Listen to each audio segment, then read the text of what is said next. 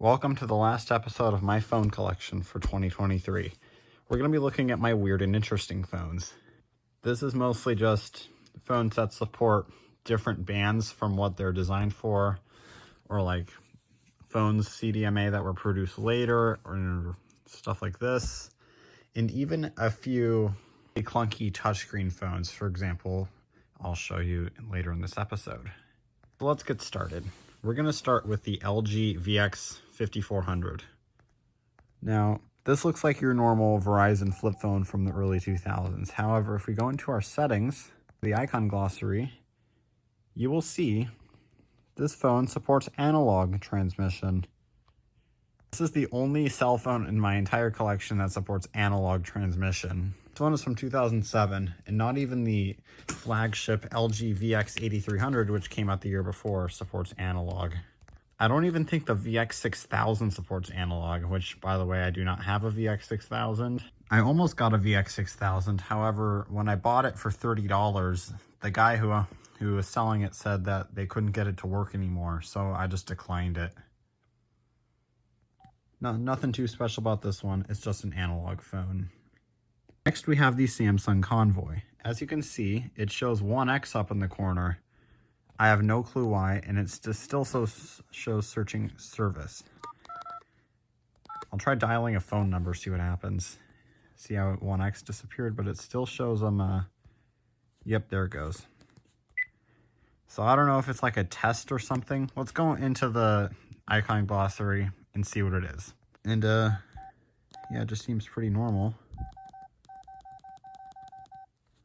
It just shows this actually supports push-to-talk 3G, making this the only push-to-talk Verizon phone that I own. This is a newer cell phone, so we're just gonna... So you can actually access the almost the entire menu from the outer display, which is cool. Next up, LG Chocolate Touch. This is probably the clunkiest phone that I own. Definitely a good phone. I'm gonna show you why I find it interesting. First off,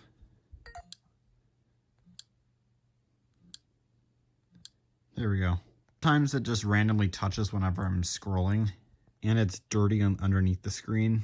But if we go into the phone memory, you will see there's a whole gigabyte of space for music on here, but only about 100 megs for, well, only like 100 megabytes for normal phone stuff. Also, unfortunately, this phone does not save the date and time when it restarts out of service. I'm going to quickly show you a way you can tell. You're going to go into the alarm clock. You can tell it shows now 12:37 a.m. That is because I booted this phone up 37 minutes ago. But if we reboot this phone, as you can see, it shows now 12 a.m. That's how you can tell if a phone will save the date and time after it restarts. Quite interesting. Now, one thing that most Verizon phones have in common is you can't change the date and time. Well, I have a phone that breaks that streak. You can see it's asking if I want to set the date and time. Let's do it. Indeed, it is December 31st, 2023, 4:49 p.m. This iPhone 7, which I just got unlocked from iCloud, says 4:51. This one's battery's low, but yes, you can set the date and time on this phone. And there's a SIM card slot.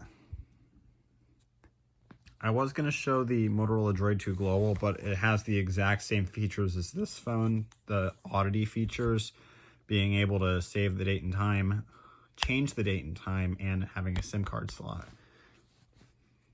And I put a T-Mobile SIM card in it, and it actually shows up T-Mobile in the network operators. I'm not going to do it in this video, but I'll show you guys in a community post maybe before this GSM shutdown. But yes, this thing can be used on T-Mobile. Thank you guys for watching. Comment, like, and subscribe. And before I go, it's been long enough. Let's do a US cellular test of all of these. I'll be archiving all of these phones, screens that do not work out of service. I already did it back in July. If you want to check out the LG Chocolate and the Pantech Hot Shots screens, but I think I'm going to do it again with these 5. Anyways, thank you guys for watching. Comment, like, subscribe. Bye.